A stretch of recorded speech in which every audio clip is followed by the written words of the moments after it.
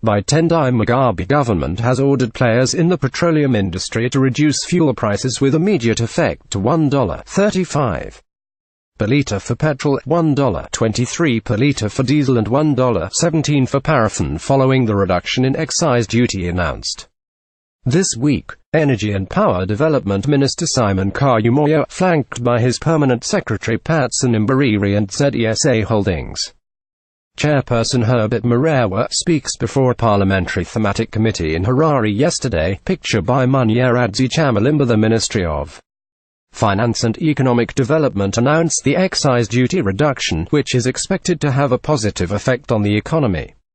Energy and Power Development Minister Simon Kayumoyo told journalists in Harare yesterday that he expected maximum cooperation from players in the petroleum industry, after necessary consultations and in terms of Section 225 of the Customs and Excise Act Chapter 23.02, the Minister of Finance and Economic Development Patrick Chinamasa has reduced excise duty on fuel with effect from 23 January 2018, he said. The excise duty on petrol has been reduced from 0.5 cents to 0.385 cents per litre, while that on diesel and paraffin has been reduced from 0.4 cents to 0.33 cents per litre.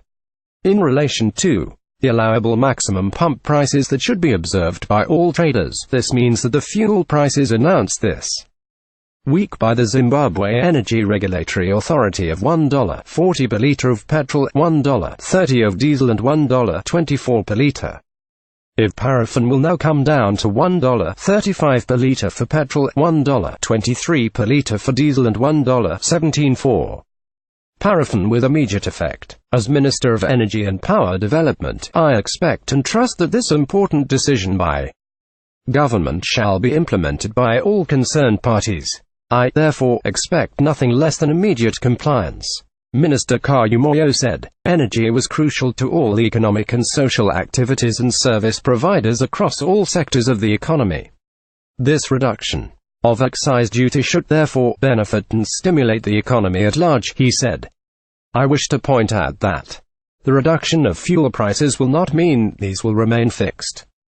Going forward, the fuel prices will either go up or go down in tandem with international oil prices movements, as has always been the case. As you are aware, OPEC and Russia have been implementing crude production cuts.